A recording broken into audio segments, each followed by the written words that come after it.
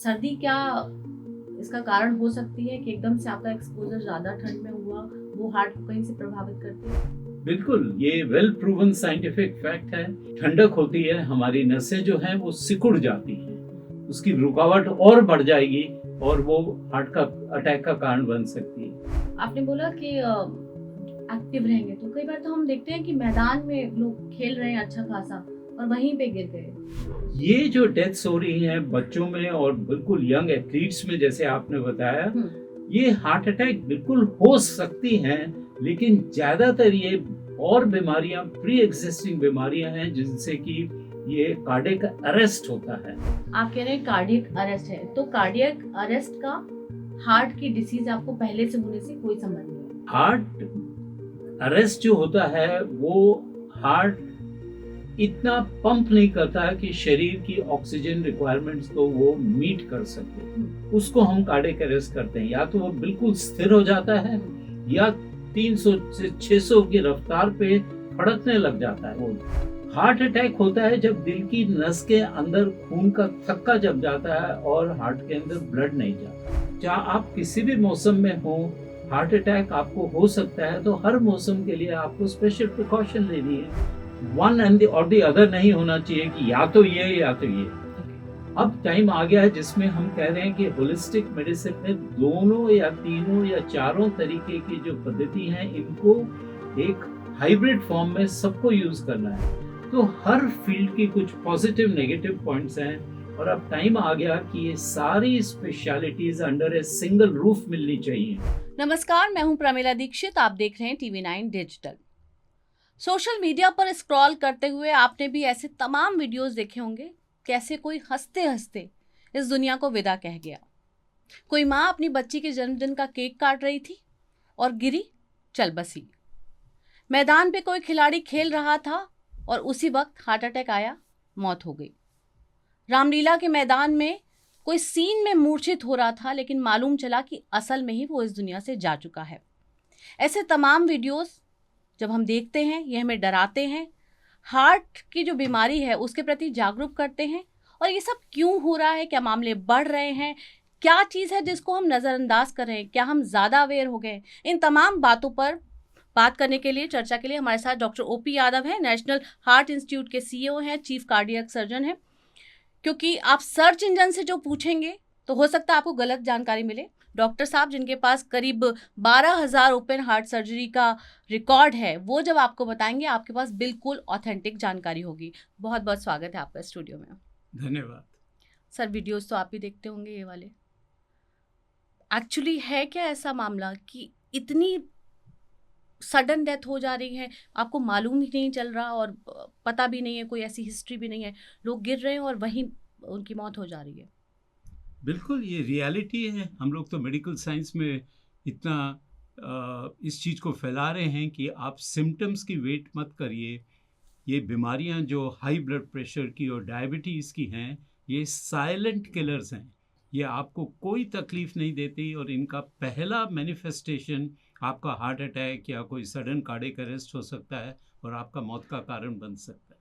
तो ये कोई नई चीज़ नहीं है और हमारे लिए ये एक चिंता का विषय है कि लोग इस पे जो तवज्जो देना चाहिए वो नहीं दे रहे।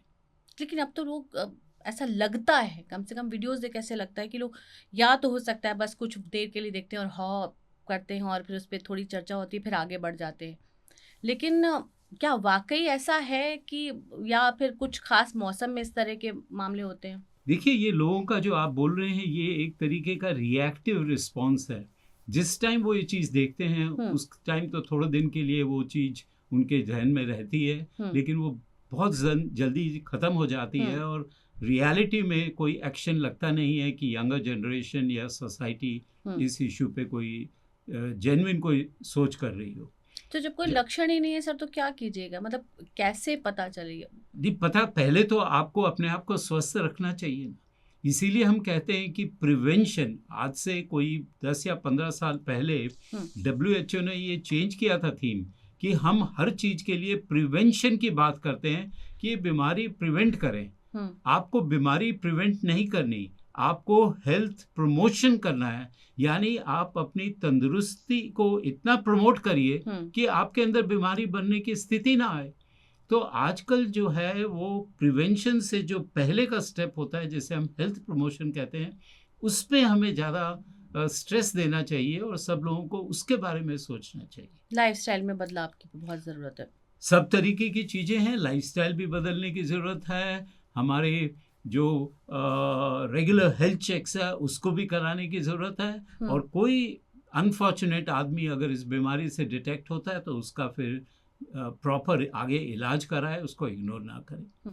उम्र के हिसाब से बात करेंगे, लेकिन पहले मौसम के हिसाब से बात कर लेते हैं, क्योंकि सर्दी का मौसम है, बहुत ज़्यादा लोगों को एकदम से एक्सपोजर होता है हवा में जाने का, और एकदम से गर्म घर में अगर बिल्कुल क्लोज इन्वायरमेंट में आने का। क्यों सर्दी क्या इसका कारण हो सकती है कि एकदम से आपका एक्सपोजर ज़्यादा ठंड में हुआ, वो हार्ट को कहीं से प्रभावित करती है? बिल्कुल, ये वेल प्रूवन साइंटिफिक फैक्ट है कि जब ठंडक होती है हमारी नसें जो हैं वो सिकुड़ जाती हैं। तो वो जो धमनी हमारी अगर 2 मिलीमीटर की है और अगर उसमें 50% ब्लॉक है और उसमें खून हार्ट में जा रहा है, और अगर वो सिकड़ी तो उसकी रुकावट और बढ़ जाएगी और वो हार्ट का अटैक का कारण बन सकती है। दूसरा, हमारा जो खून का विस्कोसिटी होता है, यानी उसका गहरापन, उनका गाढ़ापन जो हम कहते हैं, वो विस्कोसिटी ठंडे मौसम में बढ़ जाता है। अच्छा। तीसरा, हमारी फिजिकल एक्टिविटी कम हो जाती है, हम दुबक के बैठे रहते हैं, बाहर निकलते नहीं हैं, तो उससे खून का दौरा जो है वो स्लगिश हो जाता है, और जो रेड ब्लड सेल्स हमारे शरीर में हैं वो आपस में क्लम्प कर जाते हैं, जुड़ जाते हैं और हार्ट अटैक का कारण बन सकते हैं। और लास्टली, हमारा खान पीन इस टाइम में बदल जाता है, जो आप देखेंगे कि fatty fried food winter months में ज़्यादा खाया जाता है, जो कि उसका कोई साइंटिफिक बेसिस नहीं है, लेकिन लोग समझते हैं कि ज़्यादा खाने से फैट गर्म रहेंगे। काम होता है। आपने बोला कि एक्टिव रहेंगे, तो कई बार तो हम देखते हैं कि मैदान में लोग खेल रहे हैं अच्छा खासा और वहीं पे गिर गए, वो तो एक्टिव हुए। देखिए, वो एक अलग, हर जो डेथ होती है उसको हम लोग बिना इन्वेस्टिगेशन के हार्ट अटैक लेवल कर देते हैं, और ये स्पेशली मीडिया की अपनी टीआरपी बढ़ाने के लिए सेंसेशनलाइज करके उसको दिखा देते हैं कि हार्ट अटैक हुआ है।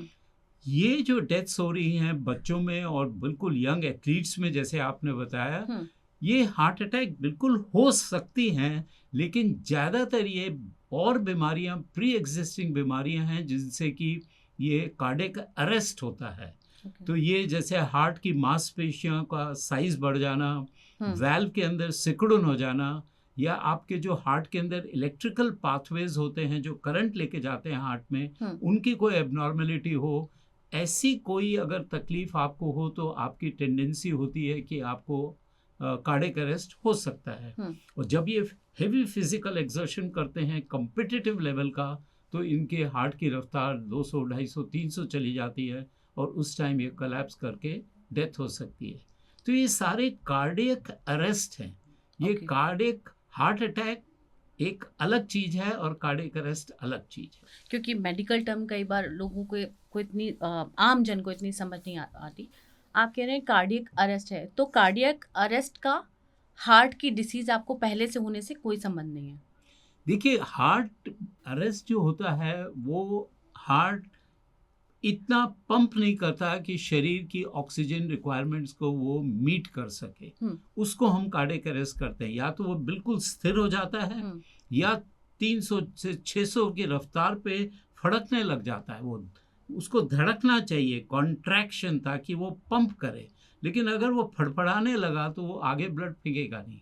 तो ये दोनों सिचुएशंस में हार्ट को बिल्कुल स्थिर हो जाना या फड़कना, इन दोनों स्थिति को हम हार्ट कार्डियक अरेस्ट बोलते हैं। हार्ट अटैक होता है जब दिल की नस के अंदर खून का थक्का जम जाता है और हार्ट के अंदर ब्लड नहीं जाता। तो हार्ट अटैक भी अल्टीमेटली मौत तो कार्डियक अरेस्ट से ही देगा, लेकिन वो एक मैकेनिज्म है कार्डियक अरेस्ट का। लेकिन कार्डियक अरेस्ट, जैसे मैंने बताया, मांसपेशियों का बढ़ना, वाल्व का सिकुड़न, इलेक्ट्रोलाइट इम्बैलेंस, ये जो इलेक्ट्रिकल पाथवेज की कंडक्शन प्रॉब्लम, कई कारणों से अरेस्ट हो सकता है। तो हर केस के लिए हमें कार्डियक हार्ट अटैक हार्ट नहीं अटैक बोलना नहीं कहना। चाहिए। और ये जो बीमारियां हैं, इनको अगर आप अपना हेल्थ चेक कराते हैं, जो कि हम स्कूल में कभी नहीं करते, नहीं तो स्कूल में हर बच्चे का कम से कम एक बार इको बेस्ड हेल्थ चेक होना चाहिए। तो ये बीमारियां पकड़ी जा सकती हैं, इनका इलाज हो सकता है, और अगर किसी का कोई सीरियस प्रॉब्लम है तो उसको वार्न किया जा सकता है कि आप हैवी फिजिकल एक्टिविटी ना करें। आपने अपने तजुर्बे से क्या देखा कि मतलब कुछ ना कुछ पहले रहा था, और जो कम से कम स्कूल लेवल पे लोग बच्चों का टेस्ट नहीं कराते जब तक कोई बड़ी समस्या नहीं आती, ऐसा होता है? जी हाँ, ज़्यादातर यही होता है। इवन स्कूल लेवल पे नहीं, एल्डरली में भी वो इग्नोर कर देते हैं। वो कहते हैं कि मेरे छाती में दर्द होता था, मैं समझता था ये गैस का दर्द है, एसिडिटी का दर्द है, तो वो इग्नोर कर देते हैं। तो सबको सोचना चाहिए, अगर कोई चीज़ अनएक्सप्लेन्ड सिम्टम हो रही है, अगर आपने कहीं खोमचे में बाहर गंदा खाना नहीं खाया, कोई अनयूजुअल खाना नहीं खाया, तो आज गैस क्यों बनेगी जो आज तक नहीं बनी? तो इसलिए अगर कोई भी अनएक्सप्लेन्ड सिम्टम हो तो उसको इग्नोर नहीं करना चाहिए, डॉक्टर के पास जाना चाहिए। बॉडी हिंट देती है इस तरह जी हाँ, ये हिंट देती है। और इनमें से कई कार्डियक अरेस्ट जो हार्ट अटैक से हुए हैं, उन लोगों के रिलेशंस से बात होती है तो पता होता है, हाँ जी उनको तकलीफ होती तो थी चलने पे, लेकिन रुकने पे ठीक हो जाती थी, हम तो गैस समझ रहे थे। ये तो सर्दी की बात हो गई, और कोई खास मौसम, मुझे गर्मियों में भी दिक्कत होती है लोगों को, सर्दी गर्मी बरसात, कौन सा मौसम सबसे ज़्यादा खतरनाक है हार्ट के मरीजों के लिए, या लोगों को खास तौर पे इस पर दिल का ख्याल रखना चाहिए? देखिए, जो गर्मियाँ होती हैं उसमें हार्ट अटैक का जो इंसिडेंस बढ़ता है वो इसलिए बढ़ता है कि आपका पसीना बहुत आता है, और जब पसीना आता है तो अगेन खून का गाढ़ापन बढ़ जाता है, विस्कोसिटी बढ़ जाती है, और उसके जमने की टेंडेंसी बढ़ जाती है। तो जहाँ आप किसी भी मौसम में हों, हार्ट अटैक आपको हो सकता है, तो हर मौसम के लिए आपको स्पेशल प्रिकॉशन लेनी है। जैसे कि अगर गर्मियों का मौसम है तो आप पानी की मात्रा सही मात्रा में पीते रहिए, ज़्यादा धूप में डायरेक्ट काम मत करिए, अपने काम के आवर्स को रेगुलेट जितना कर सके करिए, ये प्रिकॉशन लेने होते हैं। सर्दियों में अपने आप को प्रोटेक्ट करके रखिए, जब आप बाहर जाते हैं, जो स्पेशली जो हार्ट पेशेंट्स होते हैं उनको हम कहते हैं कि अंदर एक गर्म वेस्ट 24 घंटे पहन के रखिए। सडन वैफ्ट ऑफ एयर नहीं लगना चाहिए, स्पेशली घर में अचानक दरवाज़ा खोला और ठंडी हवा बाहर से आई, वो आपके सडन कंस्ट्रिक्शन दे सकती है। तो और आप रेगुलर एक्टिविटी मेंटेन करिए, सर्दियों में खान पीन का अपना परहेज रखिए, और पोल्यूशन लेवल्स चाहे वो गर्मी हो चाहे सर्दी हो उसका भी ध्यान रखना है कि आपको पोल्यूटेड एनवायरनमेंट में जितना कम हो उतना काम कीजिए। कोई दिल्ली में ही रह रहा है साफ डॉक्टर साहब रखिए, तो क्या करेगा? बिल्कुल, तो कुछ तो सहना पड़ेगा हमें, और अनफॉर्चुनेट है। तो उस केस में आप योगा करिए, मेडिटेशन करिए, खान पीन का परहेज रखिए। कि एक चीज़ ऐसी है जिसमें मैं उतनी प्रिकॉशन नहीं ले पा रहा, तो कम से कम मैं बाकी चीज़ों की तो प्रिकॉशन लूँ। ये जो आजकल हो रहा है कि बहुत ठंड हुई तो उसकी छुट्टी दे दी गई बच्चों को, स्मॉग की छुट्टी दे दी गई, तो ये आपके हिसाब से सही है, या मतलब हम बहुत ज़्यादा उनको वल्नरेबल और नाजुक बनाते चले जा रहे हैं? क्या सिचुएशन इतनी ख़राब है, या फिर हमें कुछ, क्योंकि रहना इसी माहौल में है, हम अगर घर पे एयर प्यूरीफायर या सब बिल्कुल एक प्रोटेक्टेड एनवायरनमेंट में रख देंगे, कल को बाहर जाएंगे तो ज़्यादा वल्नरेबल होंगे, इस पे क्या कहना है? देखिए, बिल्कुल आपने सही बोला है कि हम कोविड का ही एक्सपीरियंस देखिए, अगर हम अपना देखें, हिंदुस्तान में इतनी तबाही नहीं मची जितनी कि यूरोप और नॉर्थ अमेरिका में मची थी, क्योंकि वो बिल्कुल क्लीन एनवायरनमेंट में रहते थे, उनका सब क्लिनिकल इन्फेक्शन था ही नहीं उनके यहाँ। तो सडनली जब बीमारी आई तो वो कोप नहीं कर पाए, और हम लोगों का इतना सब क्लिनिकल इन्फेक्शन लगा रहता है हम सब लोगों को कि हमारी इम्यूनिटी लेवल, जो basal immunity level, inherent immunity है, वो काफ़ी हाई थी। तो हम उस बीमारी को और एपिडेमिक को ज़्यादा अच्छे तरीके से सह सके as compare to the western world. तो ये बहुत ज़रूरी है कि हम सब लोगों का, सोसाइटी का इम्यूनिटी लेवल को बढ़ाएं, और वो तभी हो सकता है जब हम ये जो कहते हैं हम 6 से 8 हेल्पिंग आप फ्रूट की लीजिए, इसकी लीजिए, ये सब प्रैक्टिकल नहीं है। गरीब आदमी नहीं खा सकता इतना फ्रूट, कहाँ से लाएगा वो फ्रूट? तो हमें कुछ और अल्टरनेटिव जो लो कॉस्ट इनिशिएटिव्स हैं उनके ऊपर ज़्यादा तवज्जो देना है।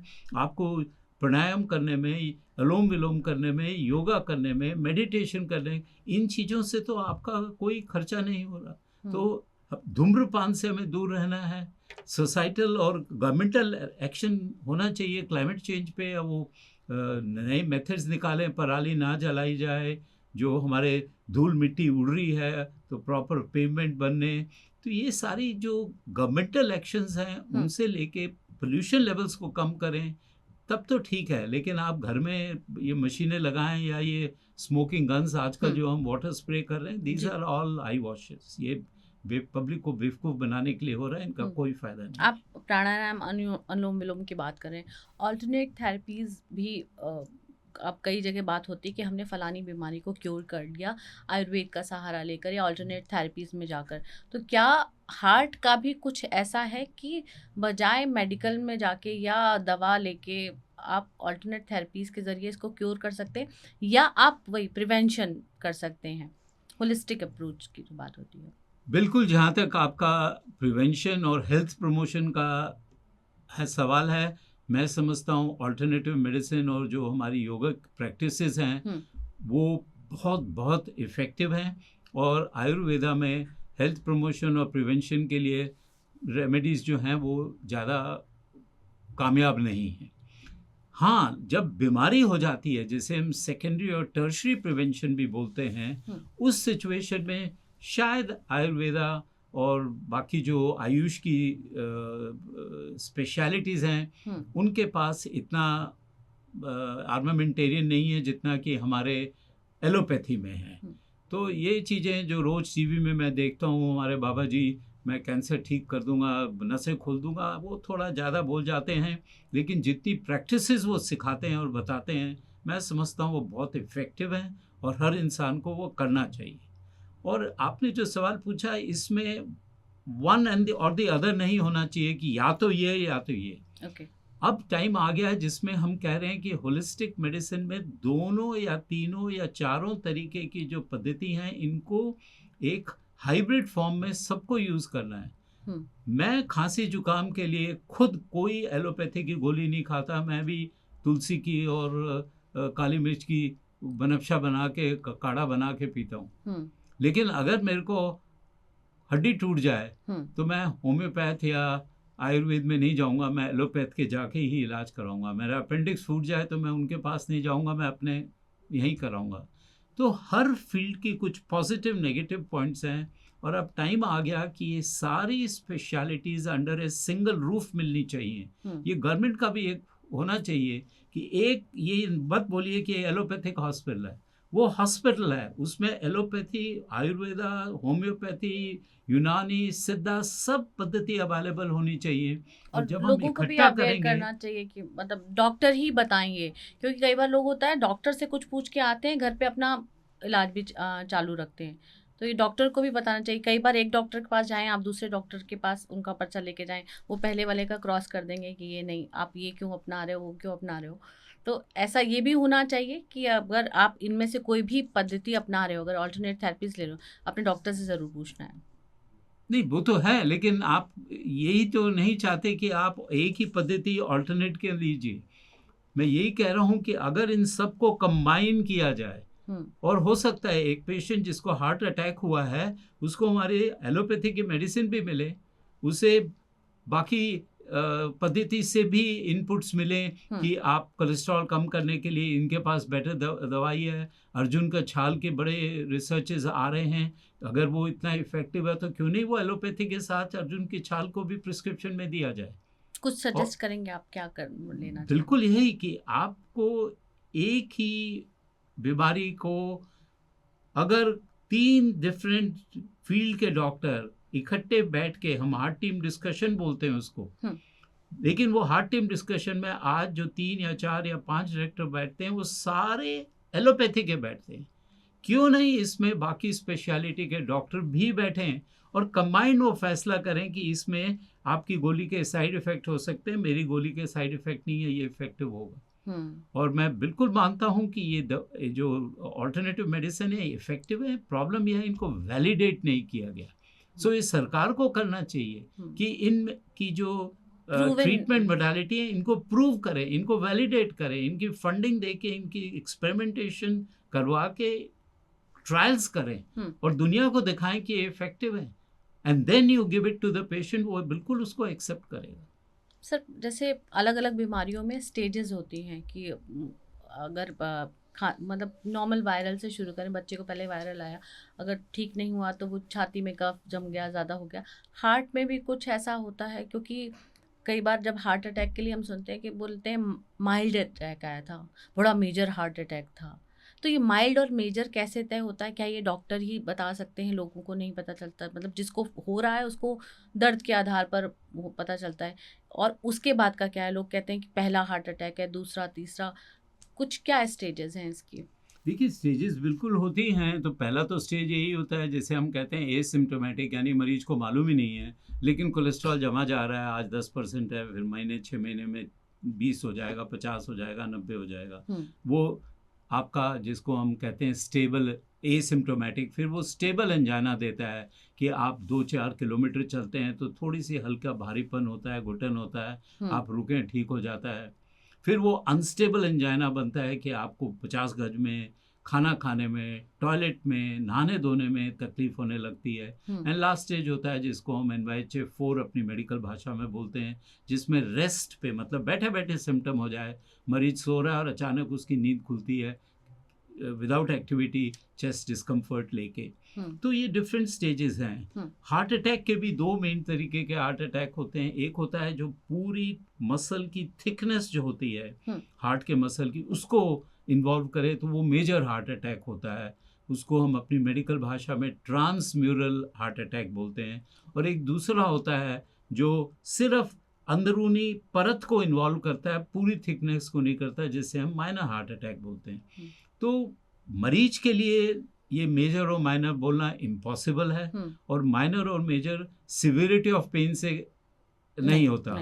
आपको बिल्कुल कोई तकलीफ ना हो, दर्द भी महसूस ना हो, और आपको मेजर हार्ट अटैक हो सकता है, और आप बिल्कुल तड़प रहे हैं दर्द में, और आपके एक बारीक नस का हार्ट अटैक बना है जो बड़ा माइल्ड है, और आपको पेन इतना हो कि आप तड़प रहे। तो ये पेन की सिविरिटी पे हार्ट अटैक डिपेंड नहीं करता। और ऐसा भी होता है कि आप इतने अटैक सरवाइव कर सकते हैं, या ऐसा कुछ? ऐसा कोई फिगर तो नहीं है, लेकिन जी हाँ, हर अटैक में आपके रिस्क बढ़ जाते हैं। जो ट्रेडिशनल होता था पहले, हार्ट अटैक में 16 से 18% की मौत हो जाती थी। आजकल जो मॉडर्न ट्रीटमेंट अगर कोई मरीज कराए और अफोर्ड कर सके कि आपको हार्ट अटैक होते ही हम एंजियोप्लास्टी कर दें और आपको क्लॉट डिजॉल्विंग इंजेक्शन दे दें, तो उससे पहले हार्ट अटैक का रिस्क 3 से 4% ही रह जाता है। सेकंड का 20 से 22% होता है, तीसरे का ऑलमोस्ट 50% लोगों की डेथ हो सकती है। तो ऐसा कोई नंबर नहीं है, लेकिन जितने नंबर बढ़ते जाएंगे हार्ट अटैक के, उतना ही आपके हार्ट की ताकत कमज़ोर होती जाएगी, एंड ऑब्वियसली आपकी लाइफ स्पैन कम होती जाएगी। आपने अभी बताया एंजियोप्लास्टी की बात की, ये भी एक तरह से लोगों में मिथ कह लें, या लोगों में डर हो जाता है कि आप लेके जाएंगे अस्पताल, डॉक्टर कहते हैं कि जी इसको इतनी % ब्लॉकेज है, अब तो स्टंट डालना पड़ेगा। स्टंट अपने आप में लाखों का खेल है, ये बात होती है। तो वो उसको किस तरह से समझें लोग, क्योंकि वहाँ भरोसे का भी खेल है और व्यापार भी है। देखिए, डॉक्टर भी एक सोसाइटी का हिस्सा है। कोई डॉक्टर को आप साइलो बेस्ड अलग से देखें और सोचें कि ये भगवान का रूप है, सीधा ऊपर से इंद्रलोक से डिसेंड होके आया है, तो वो नहीं आया है। वो एक सोसाइटी का प्रोडक्ट है।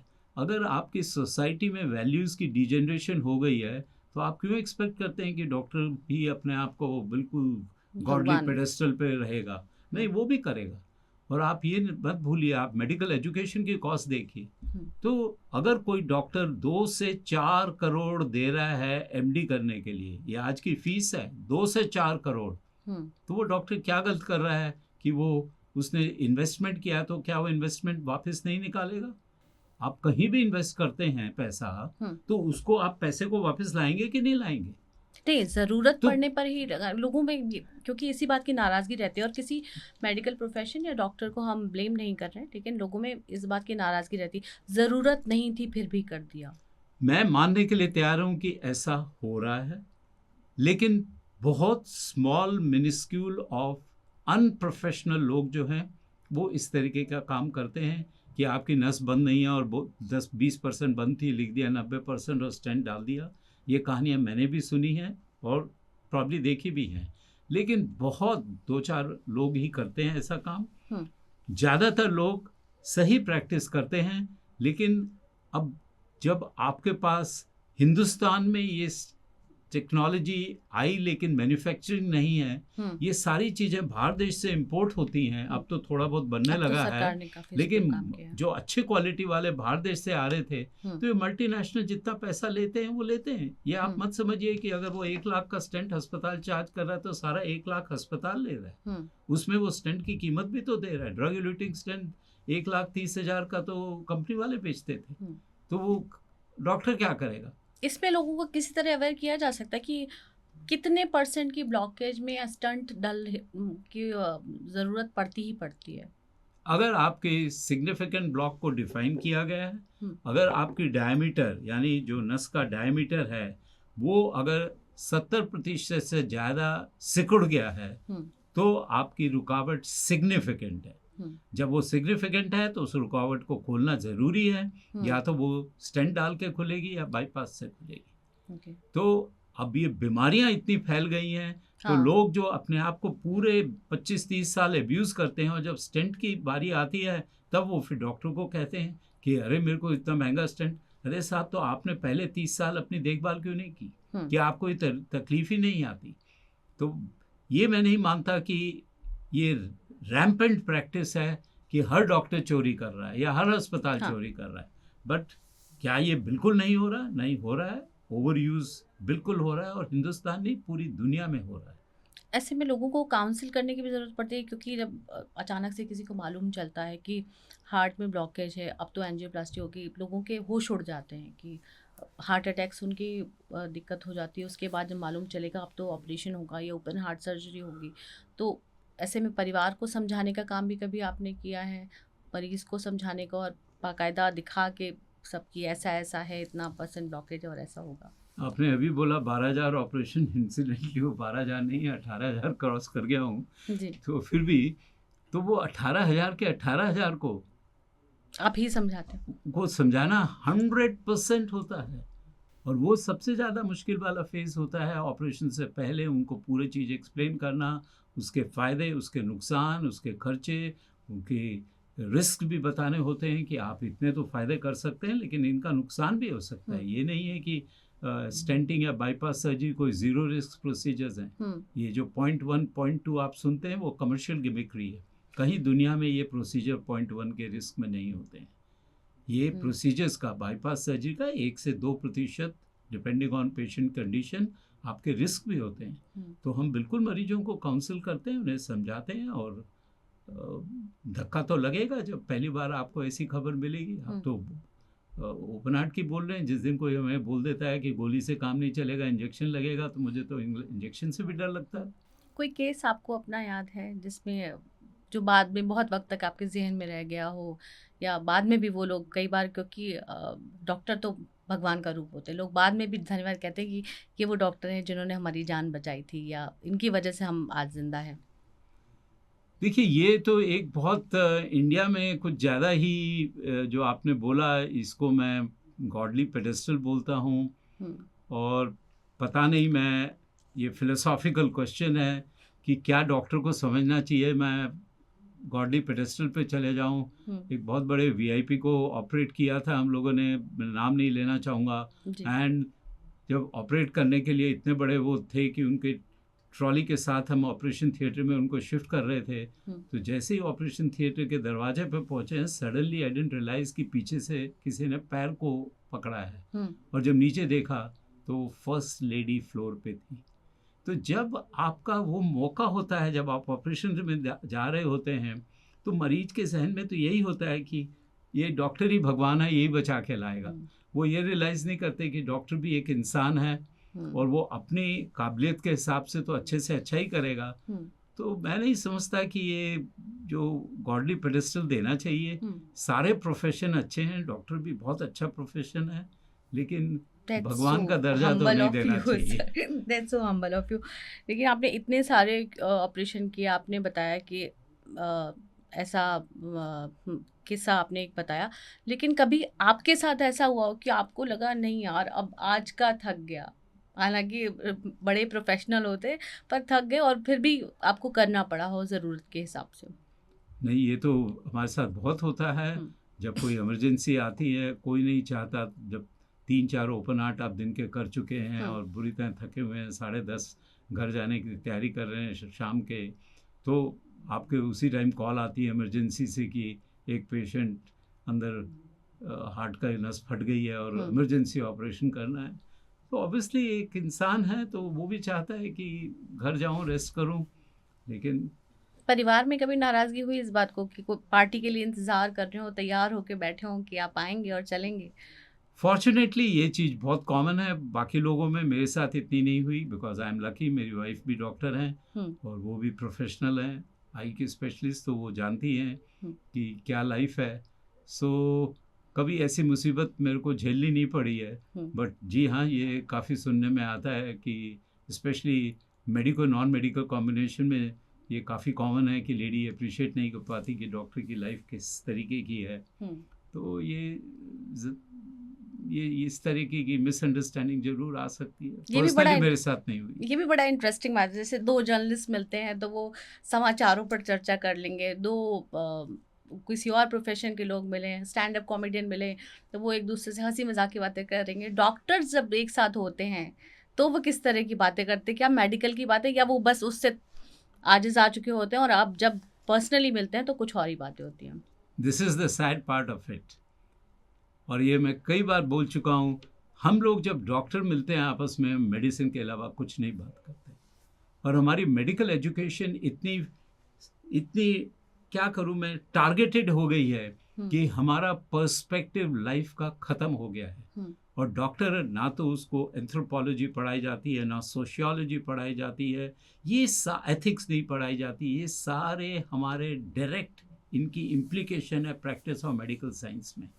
जब तक हम मरीज के एथिक्स को ना जाने, उनके कल्चर को ना जाने, उनके सोशियो डेमोग्राफिक स्टेटस को ना जाने, आप प्रॉपर ट्रीटमेंट कैसे दे सकते हैं? और ये हमें पढ़ाई नहीं जाती। और ये लोग सुनने में शायद मेरे डॉक्टर दोस्त पसंद ना करें, जब दो डॉक्टर किसी पढ़े लिखे गैदरिंग में जाते हैं तो दे फाइंड इट हार्ड कि वो अपने इंटेलेक्चुअल लेवल को उस कन्वर्सेशन में ढाल सकें, बिकॉज हमारे पास एक्सपोजर ही नहीं है। आप मेडिसिन में देखिए, हमारी क्लासेज जो MBBS की होती थी, 8 से 9 लेक्चर होता था, 9 से 12 क्लिनिक्स, 12 से 1 क्लिनिकल डेमोन्स्ट्रेशन, 1 से 2 लंच, 2 से 4 प्रैक्टिकल्स, 4 से 5 चाय, 5 से 7 इवनिंग क्लिनिक्स। अब आप निकल के गए हैं MBBS के, तो वो कब जाके इन चीज करेगा? तो ये एक बड़ा अनफॉर्चुनेट है कि एक डॉक्टर एज ए वाइड जो पर्सपेक्टिव ब्रेन का होना चाहिए वो हमारा नहीं है। बहुत अच्छे स्पेशलिस्ट होंगे, एक तरीके का ऑपरेशन कर रहे होंगे, लेकिन एक जो खुल के हमारा वर्ल्ड वाइड व्यू जो बढ़ना चाहिए वो नहीं बढ़ पा रहा है। और हमारी मेडिकल एजुकेशन में तो ये बहुत बहुत संकीर्ण काइंड ऑफ एजुकेशन मिल रही है जो हाईली टेक्निकल है, जो एक अच्छी बात नहीं है। आप दिल के डॉक्टर, लोगों का दिल खोल के रख देते हैं, लेकिन आपके दिल को टटोलना भी ज़रूरी है कि आप भी अपना दिल खोल के रखें। हम अगर कोई मरीज़ को लेकर जाता है अस्पताल में, और अस्पताल कोई नहीं जाना चाहता सिवाय डॉक्टर के, तो वो वहाँ जाके जब बैठते हैं अपनी बारी आने तक इतने केसेस देख लेते, कई बार देख कैसे लगता है, तब आप भगवान का धन्यवाद करते हैं कि भाई हम फिर भी बेहतर स्थिति में, इतने केसेस देखते हैं। और कई बार शाम को दुखी होकर घर आते हैं, या जिनके मरीज़ महीनों महीनों अस्पताल में हैं, उनकी जीवनचर्या में वो रोज़ाना उन लोगों को देखना, और वो बहुत दुखी होते हैं कि दुनिया में कितना दुख फैला है। आप रोज़ाना उसी स्थिति से गुजरते हैं, आपका दिल इंटैक्ट है, आपका मनोदशा, इस सब के लिए आपने बताया कोई खास वो नहीं होती, लेकिन किस तरह की फीलिंग होती है कभी? देखिए, ये जो है ना, ये सब चीज़ें आप एक क्रिकेटर से पूछिए, सचिन तेंदुलकर, विराट कोहली से, कि क्या आप क्रिकेट एंजॉय करते हैं? तो मैं लिख के दे देता हूँ, वो रियली एंजॉय नहीं कर रहे, क्योंकि वो उनका प्रोफेशन बन गया है। और हमें क्रिकेट खेलने में इतना मज़ा आता है, देखने में इतना मज़ा आता है। तो ऑब्वियसली जब आप किसी प्रोफेशन में चले जाते हैं, पैशन प्रोफेशन का होना अच्छी बात है, लेकिन ये बोलना कि आपको उससे बिल्कुल आप उससे अलग हट गए हैं, डिटैचमेंट नहीं होता। वो डिटैचमेंट होती नहीं है। हम्म, और आदमी उससे अटैच जरूर रहता है, लेकिन जो प्रोफेशन है उसके अंदर आपका इंटरेस्ट सस्टेन्ड रहना चाहिए। हम्म, अगर वो सस्टेन रहेगा उसमें इंटरेस्ट, देन आप उसको प्रोग्रेस भी करेंगे, आप एंजॉय भी करेंगे, पेशेंट से भी अच्छा इंटरेस्ट आप इंटरेक्ट करेंगे और आपके रिजल्ट्स भी अच्छे होंगे। और जो इस तरीके से ले लेते हैं कि नंबर फालतू आए थे इसलिए ले लिए, या हम्म, ये स्पेशलिटी में कमाई ज़्यादा है इसलिए ये डॉक्टर बन जाओ, उस तरीके की जो सिलेक्शन ऑफ कोर्सेज होते हैं वो लोग मेरे ख्याल से ज़िंदगी में ज़्यादा अचीव नहीं कर पाते। सो जब आप किसी इस तरीके के लोग जब देखते हैं आप उसको, तो आपके अंदर जो एम्पैथी, सिंपैथी, कंपैशन, वो सारी चीज़ें आती हैं उमड़ के, वो एक special subset of skill subset है जो एक मेडिकल प्रोफेशनल में इनकलकेट करना भी पड़ता है, और कुछ वो होना भी चाहिए। अगर नहीं है तो मेडिकल प्रोफेशन आपके लिए नहीं है। कभी रोए किसी के लिए? बड़ा अलग सवाल है कि कभी रोए हैं किसी मरीज के लिए? रोया तो नहीं हूँ, लेकिन अंदर से, बाहर से आंख में आंसू ना आए हों, लेकिन अंदर से कई बार रोए हैं। जब आप किसी यंगस्टर जिसको आप एक अटैच हो गए हैं, जिसका आप इलाज कर रहे हैं पिछले 2-4 महीने से, और अल्टीमेटली उसको आप एक ऑपरेशन के थ्रू लेके जाते हैं और वो फाइनली जो रिज़ल्ट आना चाहिए वो सक्सेसफुल उस लेवल का नहीं होता, तो चुभता तो है। कई बार आपको इसलिए चुभता है कि जो चले गया वो तो चले गया, लेकिन जो छोड़ गया है, कि एक लेडी वहाँ पे है, गरीब लेडी है, उसके 2 बच्चे हैं और वो अफोर्ड नहीं कर सकती। हस्बैंड को तो आयुष्मान के अंदर हो गया चलो जिस बहाने, लेकिन अब वो लेडी बेचारी खाना कहाँ से खाएगी जिसको वो हस्बैंड दे रहा था। तो ऐसे ही हमारे साथ बहुत इंस्टेंसेस आते हैं जहाँ आपको बुरा लगता है, चुभता भी है, और बिल्कुल मैं नहीं मानता वो 3 इडियट वाले प्रोफेसर साहब वाला है कि बिल्कुल आप मरीज से डिस्ट्रैक्ट हो जाएं। नहीं, बिल्कुल नहीं। आपको इमोशनल अटैचमेंट मरीज के साथ होनी चाहिए, उसके साथ उसके दर्द को आपको महसूस करना चाहिए, तभी आप उसको इलाज दे पाएंगे। बच्चे कितने आते हैं? क्योंकि अब बहुत सारे बच्चों में ये है, तो कब से बीमारी हार्ट की बच्चों में कब से होना शुरू हो जाती है? क्या ये गर्भ के वक्त से ही पता चल जाता है, या बच्चों में कितना केस ही कॉमन है? देखिए, बीमारी तो कुछ कंजेनिटल हार्ट डिजीजेस होते हैं, जैसे दिल में छेद होना या जो नीला बच्चा पड़ जाता है, तो ये डेवलपमेंटल इश्यूज हैं कि हार्ट की डेवलपमेंट प्रॉब्लम ठीक नहीं हुई है। तो ये ऑब्वियसली जब बच्चा माँ के पेट में होता है और पहले 3 महीने जो होते हैं, 9 महीने के गर्भावस्था में, पहले 3 महीने में ही सारे हार्ट की डेवलपमेंट कंप्लीट हो जाती है। तो उस दौरान में आपका एक्सरे हुआ है, कोई आपने गलत दवाई खाई है, आपको कुछ एक्जेंथेमेटस फीवर कहते हैं जिसमें लाल लाल दाफड़ वाले बुखार हो जाते हैं, रूबेला नाम का हो जाए, तो बच्चे के अंदर ये बीमारी हो सकती है। तो ये तो कंजेनिटल बीमारी है। लेकिन ये जो हार्ट अटैक वाली बीमारी हैं जिसमें कोलेस्ट्रॉल जमता है और हम कहते हैं कि ये 60, 70, 80 साल के होते हैं, इनका भी बीज जब बच्चा माँ के पेट में होता है तब वो बीज बोया जाता है। जेनेटिक? बिल्कुल जेनेटिक नहीं, आर्टिफिशियल। माँ जो खा रही है, अच्छा। माँ का मेंटल स्टेट जो है वो बच्चे के अंदर भी रिफ्लेक्ट करता है और उसके अंदर भी कोलेस्ट्रॉल डिपॉजिट होने लग जाता है। जब बच्चा पैदा होता है, आजकल मॉडर्न मदर्स हैं वो मुश्किल से 2-4 हफ्ता बच्चे को दूध पिलाती हैं, उसके बाद वो आर्टिफिशियल फीड पे आ जाता है। और ये आर्टिफिशियल फीड बहुत नुकसानदायक है। इनफैक्ट जब हम बच्चे होते थे, आप लोग पता नहीं जानते हैं कि नहीं, बॉन्सम बेबी कॉन्टेस्ट होते थे, वो बच्चों के कॉन्टेस्ट होते थे, जो जितना मोटा और जितना प्लम्पी लुकिंग बच्चा है उसी को डिक्लेयर किया जाता था बॉन्सम बेबी। आजकल फेरेक्स और ये सारी वेट पे ही बहुत चिंता हो जाती है औरतों को। तो अब वो बैन करे गए कि वो जो आर्टिफिशियल फूड सप्लीमेंट्स हम बच्चों को दे रहे थे वो गलत है। बाहर देशों में 3 साल तक बच्चे को कोई आर्टिफिशियल एडिटिव आप नहीं दे सकते, मीठा या नमकीन। यहाँ तो हम बच्चा पैदा होते ही उसके मुंह में वो हनी की वो पॉप्सिकल डाल देते हैं या वो चूसने वाला डाल देते हैं कि बच्चा रोए नहीं। वो नुकसानदेह है, बिल्कुल नुकसानदेह है। आप बच्चे की आदत बिगाड़ रहे हैं, उसका स्वीट टूथ बना रहे हैं, वो बड़ा होकर फिर पूरी ज़िंदगी भर मीठा खाता है। उसका नमकीन का टेस्ट बना रहे हैं हम, तो पूरी ज़िंदगी भर असॉल्टिंग आवर हार्ट पापड़ है, अचार है, चटनी है, सॉस है, सब में नमक है। ये दोनों खतरा है, मीठा और नमकीन? दोनों ही बहुत खतरा है, इनको तो बिल्कुल हमें नहीं खाना चाहिए। आजकल हम लेबल करते हैं HFSS फूड, वो है high fat salt and sugar. तो सॉल्ट एंड शुगर दोनों हाई है। ये तो आजकल गवर्नमेंट लेजिस्लेशन से हमें खाने के ऊपर छापना पड़ता है HFSS फूड। लेकिन मिल तो रहा है मार्केट में इतना सब कुछ, बच्चे वही चिप्स वही जंक फूड खा रहे हैं। बिल्कुल। कितना बचा सकते हैं? क्योंकि हिंदुस्तान में परंपरा ये है कि पाप करो और गंगा नहा लो, तो खा लो और डिटॉक्स कर लो। वो ये detox- संभव है? नहीं जी, बिल्कुल नहीं है। और इसके लिए पहले स्टेप में तो यही है कि जब बच्चे छोटे हैं, जब वो 3 महीना 6 महीना 1 साल के बच्चे ने कभी कुछ नहीं मांगा, वो बिना मांगे माँ ने बच्चे को दिया है, तो वो नहीं देना चाहिए। उनके टेस्ट को डेवलप होने ही मत दीजिए।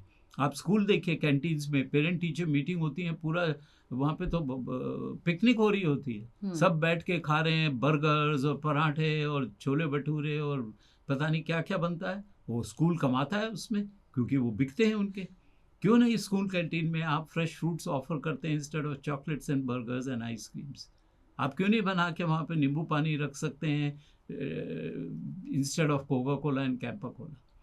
तो ये स्कूल हेल्थ में तो गवर्नमेंट के लेजिस्लेशन होना चाहिए कि कोई artificial product of this nature will not be sold. बहुत लेकिन बड़े होता बदलाव नहीं है। की जरूरत है फिर इसमें तो। बिल्कुल ज़रूरत है, और ये मुश्किल नहीं है, लेकिन इनकी कंपल्शंस हैं बिकॉज इनको एक्साइज मिलता है इसका।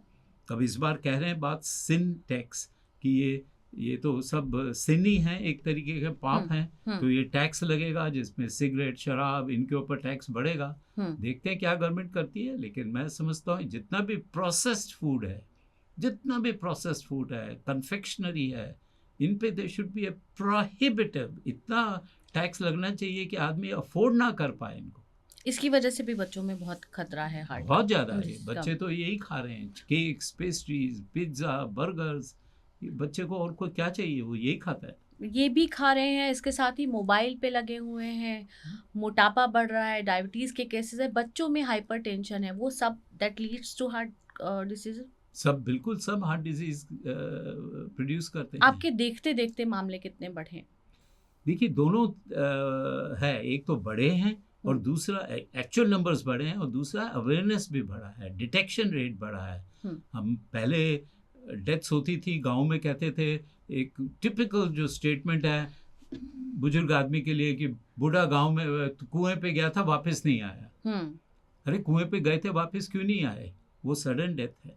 तो पहले भी होती थी, लेकिन वो कहीं अखबारों के फ्रंट पेज पे नहीं होती थी, 24 आवर आप जैसे चैनल नहीं होते थे, तो वो उतना पैनिक नहीं क्रिएट करते थे। सोशल मीडिया, एक छोटी सी कोई चीज़ हो जाए ऐसे वायरल हो जाती है और वो दुनिया के अंदर पैनिक क्रिएट कर देती है, और फिर कुछ जानबूझ के और कुछ अनजाने में वो कुछ ऐसी मिथ्स उसमें डाल देते हैं अपनी सोच से कि वो एक गॉस्पेल ट्रूथ समझ के सब लोग उसको मानने लग जाते हैं।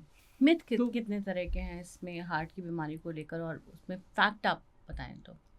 मिथ एक तो यही है कि ये बीमारी बुजुर्गों की है, जबकि मैं बोल रहा हूँ ये का बीज तो जब बच्चा माँ के पेट में होता है तब सो किया जाता है। उसका जो पालन पोषण है इस पौधे का, वो जब वो एडोलेसेंट होता है, स्कूल में होता है, तब किया जाता है। उसके फूल निकलते हैं जब आप 30 40 50 साल के होते हैं। फूल का मतलब हार्ट अटैक। तो ये एक मिथ है। दूसरा एक मिथ है, जैसे हम कहते हैं लेडीज़ के अंदर ये बीमारी मेनोपॉजल एज ग्रुप में जब तक उनकी माहवारी है वो नहीं होती है, वो टोटल गलत है। थोड़ा प्रोटेक्शन मिलता है लेडीज़ को, लेकिन ऐसा नहीं है कि बिल्कुल उनको नहीं हो सकती।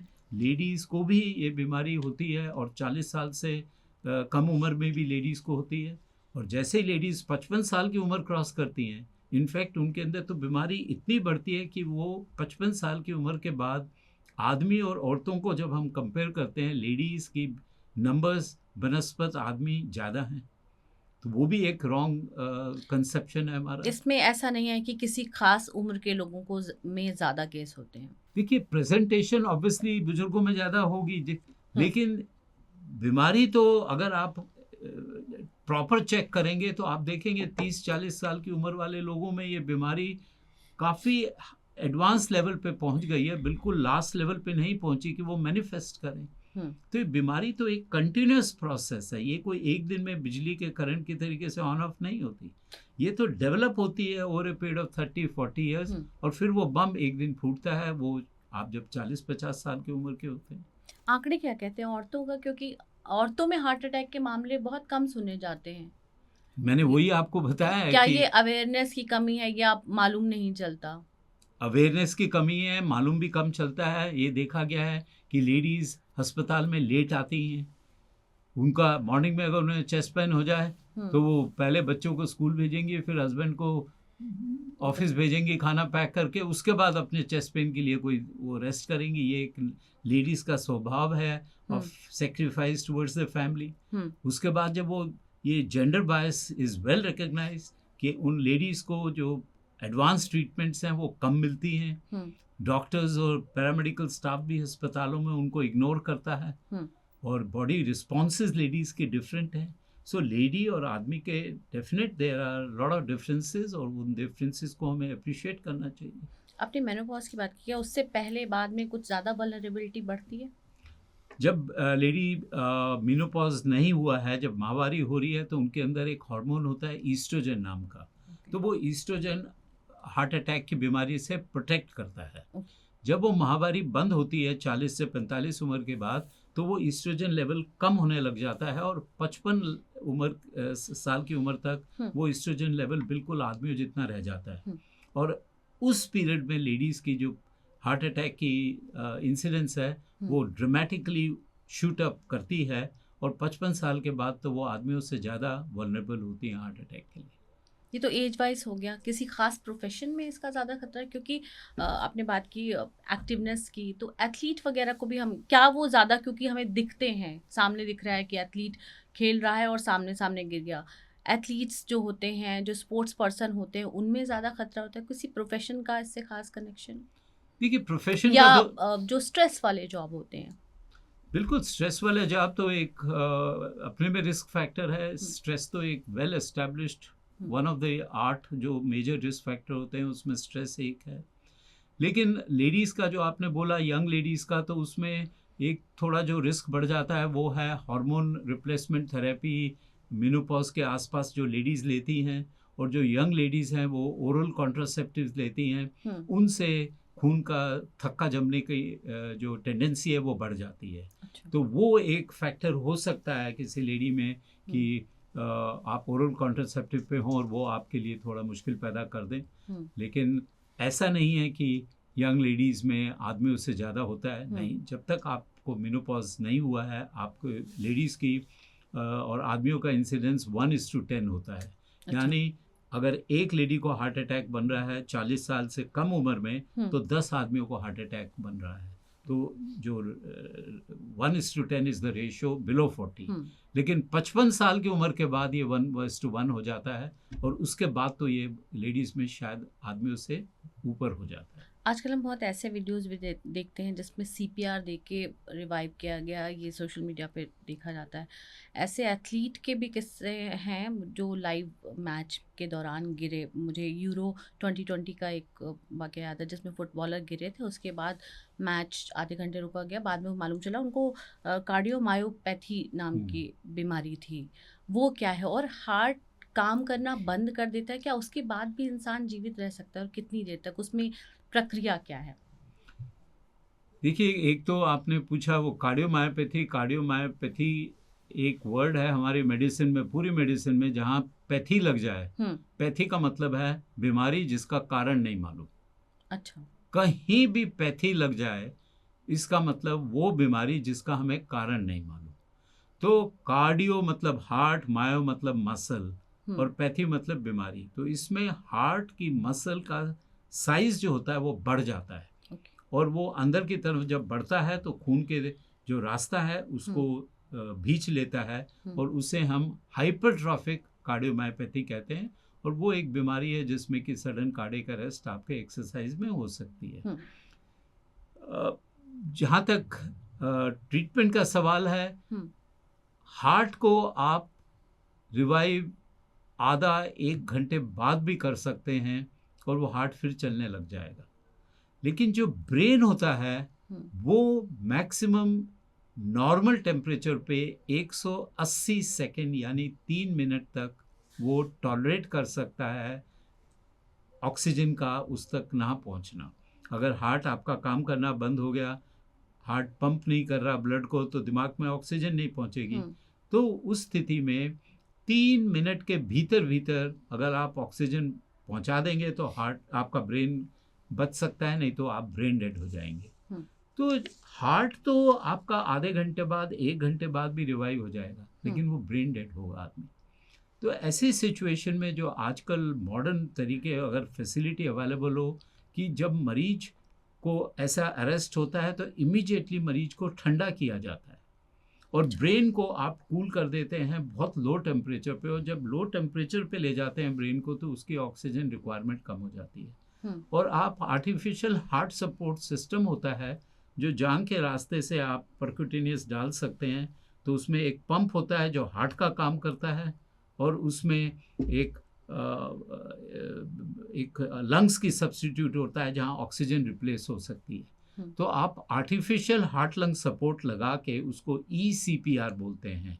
आप ECPR से आप मरीज को जिंदा रख सकते हैं और खून का दौरा बनाए रख सकते हैं, और ब्रेन को प्रोटेक्ट करने के लिए आप टेम्परेचर को ड्रॉप कर देते हैं। तो ये एक मॉडर्न सिस्टम है जो बहुत हाई क्वालिटी हॉस्पिटल्स में अवेलेबल है, और कार्डियक अरेस्ट में इसको यूज़ करने से आपकी रिवाइवल चांस बढ़ जाते हैं। और किस तरह की रिसर्च या कुछ नए एडवांस तकनीकें आई हैं, क्योंकि मामले तो लगातार बढ़ रहे हैं और अभी हम उस पर भी बात करेंगे कोविड के बाद ख़ास तौर पर। लेकिन रिसर्च के बाद कुछ नई चीज़ें सामने आई हो इससे रिलेटेड, और उसको देखते हुए फिर नई तरह का उसका ट्रीटमेंट ईजाद किया गया। देखिए बहुत सारी एडवांसेस तो चल ही रही हैं। आज हमारे पास अब इतनी सारी फार्मास्यूटिकल ड्रग्स हैं जो पहले कभी नहीं थी, जो वेरी इफ़ेक्टिव ड्रग्स हैं, तो वो बीमारी को कंट्रोल भी कर सकते हैं। आजकल हम लोग जो रिसर्च चल रही है वो हम कहते हैं प्रोटियोमिक्स, जीनोमिक्स एंड मेटाबोलोमिक्स, मतलब प्रोटीन जो बॉडी के हैं वो हमारे पूरे स्ट्रक्चर को डिफाइन करते हैं। तो वो प्रोटीन्स के को चेंज करना और उनको अटैक करना दवाइयों से, वो देखा जा रहा है। जीनोमिक्स में आपकी जीन की एडिटिंग की जाती है क्रिस्पर टेक्नोलॉजी से, जो ख़राब जीन है आपको उसको निकाला जा सकता है, अच्छी जीन को डाला जा सकता है, डुप्लीकेशन किया जा सकता है, जीन को डिलीट किया जा सकता है, ये सब है। और मेटाबोलोमिक्स एक और है जिसमें कि आपके मेटाबॉलिक फंक्शंस को आप ऑल्टर कर सकते हैं। तो आगे का जो टाइम जा रहा है वो इन तीनों पे जाएगा। और सबसे बड़ी रिसर्च हो रही है वो हो रही है आंतों पे।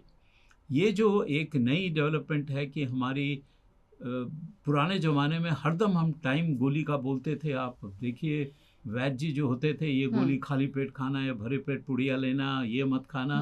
और हम एलोपैथी में उसको कहते थे अरे सब बकवास है, जो मर्जी खा लेना। अब हम एलोपैथी में भी रिकग्नाइज करने लग गए हैं कि जो हमारा जो पेट का फ्लोरा है, उसके जो कीटाणु हैं जो लाखों करोड़ों की मात्रा में हैं, वो हमारे हार्ट और बॉडी की सेहत को डिसाइड करते हैं। वो इतने सारे प्रोडक्ट्स बना रहे हैं जो हमारे बॉडी को हार्म कर सकते हैं। तो पेट का और हार्ट का जो एक्सेस है और लिवर और हार्ट का एक्सेस, ये अब फोकस है। और अगले आप 10 साल में जो रिसर्चेस देखेंगे वो मैकेनिकल रिसर्चेस नहीं होंगी, वो रिसर्चेस होंगी पेट के बैक्टीरियल फ्लोरा के ऊपर, कि इसको कैसे हम बदलें ताकि हम हार्ट की हेल्थ को इम्प्रूव कर सकें, और कैसे हम बेसिक मेटाबॉलिक प्रोसेसेस को बदलें ताकि हम सेहत को इम्प्रूव कर सकें। पेट ही सब तरफ मतलब पेट में आप जो खा रहे हैं वही सब तरफ आपके लिए खतरा बन सकता है अगर आप शुद्ध नहीं खा रहे हैं। यही बहुत बड़ा खतरा बनता जा रहा है, चाहे मेटाबॉलिज्म की बात करें जिसको क्योंकि हम छोटा ब्रेन भी कहते हैं, गट हेल्थ, तमाम तरह से आजकल आप देखेंगे सोशल मीडिया पर चीज़ें आती हैं कि ये 5 चीज़ें खाओगे तो अच्छा होगा, फिर अगली रील बता देती कि ऐसा नहीं है। लेकिन मार्केट में जो चीज़ें उपलब्ध हैं हर चीज़ का सब्स्टिट्यूट है। प्रोटीन के लिए बताया तो प्रोटीन पाउडर्स तमाम आ रहे हैं। कोविड के बाद एक सवाल है कि कोविड के बाद क्या ज़्यादा खतरा बढ़ा है? दूसरा, जितने भी लोग जिम जाते हैं या जो अल्टरनेटिव सप्लीमेंट्स लेते हैं वो कितना प्रोन हो जाते हैं, उनके लिए कितना मुश्किल है? देखिए आपने 3-4 सवाल पूछे हैं। एक तो खान पीन का, बिल्कुल खान पीन आप क्या कर रहे हैं बहुत इम्पोर्टेंट है, लेकिन जैसे मैंने बताया खान पीन के साथ आपके गट की बैक्टीरियल किस तरीके के हैं वो भी इम्पोर्टेंट है। हम लोग जितने ये न्यूट्रास्यूटिकल्स खा रहे हैं, एंटीबायोटिक्स खा रहे हैं, इतना हम लोग केमिकल्स का जो आर्टिफिशियल फ्लेवरिंग एजेंट्स आपके खाने में हैं, प्रिजर्वेटिव्स हैं, ये सारे हमारे गट फ्लोरा को नुकसान पहुंचाते हैं। दिल का रास्ता तो पेट से जाता है, बिल्कुल जी, दिल का रास्ता पेट से जाता है, तो इसका ध्यान रखना है। दूसरा आपने पूछा कोविड का, बिल्कुल कोविड से हम सब जानते हैं रिसर्च से कि खून गाढ़ा हो जाता है और विस्कोसिटी बढ़ने से खून के थक्के जम सकते हैं। अगर वो हार्ट में जमते हैं तो वो हार्ट अटैक देते हैं, दिमाग में जमते हैं तो लकवा या पैरालिसिस हो जाता है, और अगर फेफड़े में जमते हैं तो पल्मी एम्बोलिज्म बोलते हैं। तो हार्ट अटैक बिल्कुल बड़े हैं, और कुछ मामूली इंसिडेंस शायद वैक्सीन से भी बढ़ी है। लेकिन जब हम वैक्सीन को देखते हैं उसके फ़ायदे और जो मामूली इंक्रीज ऑफ हार्ट का अटैक्स और मायोकार्डाइटिस जो हम कहते हैं, तो जो फ़ायदे हैं वो कई कई कई गुना ज़्यादा हैं। तो इसलिए हमें वैक्सीन्स बिल्कुल खुल के लेनी चाहिए और चिंता नहीं करनी चाहिए। और आप जो लास्ट चीज पूछे हैं वो प्रोटीन और जो सप्लीमेंट्स का है, तो ये सप्लीमेंट्स तो एक हेल्थी आदमी के लिए बिल्कुल बिल्कुल रिकमेंडेड नहीं है। ये सप्लीमेंटल फूड उन्हीं को देना चाहिए जिनकी कोई ऑपरेशन हो के आंतें निकाली गई हैं, वो टेक्निकल चीज है, तो वो खाना एब्जॉर्ब ही नहीं हो रहा उनका, तो हमें सप्लीमेंट देने पड़ते हैं। लेकिन ये जिम में जो हम सप्लीमेंट्स दे रहे हैं, इसके अंदर हम स्टेरॉइड्स मिक्स करते हैं, इनके अंदर हम हैवी मेटल्स मिक्स करते हैं, तो ये जो हैं ये बहुत नुकसानदायक हैं, और ये बिल्कुल यंगस्टर को अनसुपरवाइज्ड किसी अनएजुकेटेड ट्रेनर से आपने वो ट्रेनिंग जानता है कि भाई कैसे आपको बाइसेप्स बनाने हैं, लेकिन वो स्पेशलिस्ट नहीं है न्यूट्रिशन का, उनके कहने पे ये फूड सप्लीमेंट्स लेना ये बिल्कुल गलत है, और ये मेडिकली सस्टेनेबल नहीं है। ऐसे आंकड़े हैं कि उसकी वजह से खतरा है बहुत ज़्यादा, मतलब तमाम तरह की बीमारियों में, ना सिर्फ हार्ट रिलेटेड, किडनी पे, लीवर पे, तमाम असर। देखिए आंकड़े का मतलब प्रूवन है, प्रूवन है कि केसेस में कि हैवी मेटल से किडनी डैमेज हुई है या बाकी नुकसान हुआ है, बट इनके कोई स्टैटिस्टिक्स एपिडेमियोलॉजिकल तो स्टडी नहीं है, लेकिन बिल्कुल ये प्रूवन है कि ये जो उनके कॉन्स्टिट्यूएंट्स हैं वो हार्मफुल हैं। और प्रोटीन भी एक लिमिट है। देखिए वो बड़े साहब अरिस्टोटल इतना फेमस थे, उन्होंने भी कहा था गोल्डन मीन कि आप हर चीज़ का बीच का रास्ता लीजिए। आप ज़ीरो प्रोटीन पे जिंदा नहीं रह सकते, लेकिन आप दिन के 100 या 150 ग्राम प्रोटीन खाएं, वो भी किडनी पे इतना लोड बनेगा और आपका यूरिया क्रिएटिनिन लेवल्स इतना शूट कर जाएगा कि आपको नुकसान देगा। तो आपकी एक लिमिट होती है, और वो मिडिल पाथ जो होता है जिसमें कि आपका 20 से 30% प्रोटीन से कैलोरीज आ रही हैं, वो तो ठीक है, लेकिन उससे ज़्यादा अगर आप प्रोटीन कैलोरीज लेने की कोशिश कर रहे हैं अपनी बॉडी बनाने के लिए, तो वो आपके लिए नुकसानदायक है। बात का लब्बो लुबाब यानी ये है कि माँ के गर्भ से लेकर बूढ़े होने तक, जो आप SIDS बता रहे थे, वो उस सिंड्रोम से लेकर बूढ़े होने तक किसी भी उम्र के व्यक्ति को खतरा है हार्ट डिसीज का। बिल्कुल 100%। और 8 जो पैरामीटर आप बता रहे थे ध्यान रखने वाले, देखिए पैरामीटर्स जो हैं उनमें आते हैं जैसे कि ब्लड प्रेशर का ख्याल रखिए। ब्लड प्रेशर का ख्याल तभी रहेगा जब आप उसको नापेंगे, तो आपको नापना है। और नमक का सेवन कम कीजिए। बहुत नमक खाते हैं, बहुत नमक खाते हैं, और हम हिडन नमक को नहीं पहचानते। आप कभी नहीं सोचेंगे जब आप सॉस कह रहे हैं कि वो नमक भरा हुआ है। प्रोसेस्ड फूड, सॉसेजेस वगैरह जो खा रहे हैं वो सिर्फ नमक है। चटनी में नमक है, आपकी भुजिया और ये जितने भी दाल सेव आती हैं वो नमक है, ये सारी आपके पापड़ में नमक है, अचार में नमक है। तो ये हिडन नमक को भी आपको देखना है, तो नमक कम खाइए। दूसरा, आपको शुगर को कंट्रोल में रखना है, और इसमें सिंपल कार्बोहाइड्रेट्स को नहीं खाना चाहिए जो मैदा की चीज़ें हैं, और कोका कोला, कैंपा कोला और ये सब चीज़ें। आप जूस निकाल के पीते हैं, अरे साहब पूरा फ्रूट खाइए ना, आप 4 संतरे खा लीजिए गुद्दे के साथ, वो आपका फ़ायदा करेगा। लेकिन जहाँ आप उसका गुद्दा जो अच्छा है, गुणवत्ता जिसमें है, वो फेंक दिया फाइबर, और आपने जूस निकाल के पिया, वही आपके लिए पॉइजन हो जाता है।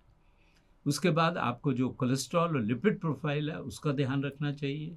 आपको लेवल ऑफ फिज़िकल एक्टिविटी बहुत इम्पॉर्टेंट है। ये देखा गया है मोटा आदमी फिजिकली एक्टिव और एक पतला आदमी फिजिकली इनएक्टिव, जो लाइफ टेबल स्टैटिस्टिक्स हैं वो मोटे आदमी हु इज फिजिकली एक्टिव की बेटर हैं, और पतला, जो लोग कहते हैं मैं पतला हूँ जी मेरे को चलने की क्या जरूरत, उनके खराब हैं। तो फिजिकल एक्टिविटी बहुत ज़रूरी है। आप एक्सरसाइज में एरोबिक और रेजिस्टेंस दोनों करिए। एरोबिक का मतलब वॉकिंग करना, जॉगिंग करना, साइकिलिंग करना, और रेजिस्टेंस का मतलब होता है हफ्ते में 2 बार वेट्स लीजिए ताकि मसल्स आपकी डेवलप हों, और वो मसल्स ही तो शुगर को यूज़ करती हैं। फिर मेंटल तनाव को आपको वो कंट्रोल में रखना है, जो योगा और उन चीज़ों से होता है। एडिक्वेट स्लीप आपके लिए बहुत इम्पॉर्टेंट है। ये हम नहीं समझते कि 8 घंटे की नींद बहुत ज़रूरी है। हम बच्चे को लेट नाइट तक वो अलाउ कर देते हैं, और सुबह स्कूल उसका 7 बजे है तो 5:30 बजे जगा देते हैं स्कूल बस के लिए। बच्चों को एडिक्वेट स्लीप नहीं मिल रही है। कुछ लोग हैं वो बीपीओ वाले, वो रात को काम करते हैं, दिन में सोने की कोशिश करते हैं। तो ये सारी चीज़ें जो और बहुत ग्लोरीफाई किया जाता है, वो 4 घंटे सोकर भी बहुत काम कर लेते हैं, या कहा जाता है बहुत वर्कोलिक हैं, कम सो के भी बहुत देर तक काम करते हैं। बिल्कुल, तो वो गलत है ना, वो नहीं होना चाहिए। और फिर सबसे बड़ा तंबाकू, ये एक बहुत है। और तंबाकू का मतलब एक्टिव स्मोकिंग ही नहीं, आप पैसिव स्मोकिंग भी कर सकते हैं कि एक दूसरा आदमी पी रहा है और आप उसके पास खड़े हैं, वो भी आप सूंघ रहे हैं। फिर स्मोकलेस टोबैको है कि आप गुटखा ले रहे हैं, या आप टांगड़ी ले रहे हैं, या लेडीज नुस्वार लेती हैं नाक में। ये सारे वही हैं। हुक्का, बीड़ी, ये कोई सेफ नहीं है। हुक्का, बीड़ी और सिगरेट सब ठीक है, उनकी पोटेंसी थोड़ी फ़र्क हो सकती है, लेकिन सारे ही पॉइजन है। तो ये सारे फैक्टर्स हैं जो आपको देखने हैं, और इनसे सेहत को अगर देखेंगे और इनका ख्याल रखेंगे तो आप तंदुरुस्त रहेंगे और बीमारियों की चिंता ही नहीं करेंगे। एक बार हमारे दर्शकों के लिए कुछ टिप्स इस तरह के दे दें, किन लोगों को ज़्यादा खतरा है, किन को कम खतरा है, क्या ऐसा कुछ है? देखिए, हमारे यहाँ पहली बात तो मानिए कि कोई भी इंसान ऐसा नहीं है जिसे खतरा नहीं है, लेकिन जिसका ये पेट थोड़ा सा निकला हुआ है। आप हिंदुस्तान में देखिए, हम लोग 50-60 किलो के होते हैं, लेकिन जब थोड़ा टेढ़ा खड़ा होके शीशे में देखिए तो एक नॉर्मल आदमी का स्केफॉइड एब्डोमेन होना चाहिए। मतलब जब आप नॉर्मल सांस ले रहे हैं, आपका पेट अंदर होना चाहिए, छाती बाहर होनी चाहिए। लेकिन जब आप शीशे में देखेंगे और सांस ना खींचें, ले रहे हैं, तो हम सब लोगों का पेट थोड़ा बाहर निकला हुआ है। इसको हम कहते हैं विसरल ओबेसिटी या एब्डोमिनल ओबेसिटी। ये ही ओबेसिटी है जो हार्ट अटैक का कारण है। आप देखिए, वेस्टर्न पीपल और जितने रशियन ब्लॉक के लोग हैं, 125-150 किलो के, उनका वजन कंधों में है, उनका वजन हिप में है, उनका वजन थाई में है, 150 किलो के हैं, उन्हें हार्ट अटैक नहीं है। हम 50 किलो के हैं, लेकिन हमारा पेट में है। इसको मैचस्टिक ओबेसिटी भी कहते हैं। माचिस की तिल्ली आपने देखा है, कैसे पतली सी तिल्ली और उसके ऊपर जलने वाला। हमारा पेट जो है वो जलने वाला, और हमारी टांगे पतली हैं। तो ये मैचस्टिक ओबेसिटी भी कहलाती है, और यही हार्ट अटैक बनाती है। यानी टोन्ड बॉडी ठीक है, लेकिन तोंद ठीक नहीं। तोंद बॉडी ठीक नहीं है। लेकिन हिंदुस्तान में तो बहुत लोगों को प्रॉब्लम यही होती है कि सब कुछ हो जाता है जी, बेली फैट नहीं जाता। बस, तो यही हमारा हार्ट अटैक का कारण है। और जेनेटिक्स हमारे खराब है, क्योंकि हम साउथ ईस्ट एशिया में, हिंदुस्तान नहीं, बांग्लादेश, पाकिस्तान, हम साउथ ईस्ट एशिया के सारे कंट्रीज, दुनिया में सबसे ज़्यादा हार्ट अटैक का इंसिडेंस हम लोगों में है। हाँ, हम लोग 4 से 6 गुना ज़्यादा वल्नरेबल हैं एज़ कम्पेयर टू दी कॉकेजियन और अदर पॉपुलेशन। तो हमें इसका ध्यान रखना है कि जब हमारे ईश्वर ने एक डिसएडवांटेज, कुछ और जगह में फ़ायदे दिए हैं, लेकिन ये हमारे साथ एक अन्याय हुआ है कि हमारी जेनेटिक प्रीडिस्पोजिशन है, और हमें इसका ध्यान रखना है। तो हमें पेट को अंदर रखना ज़रूरी है।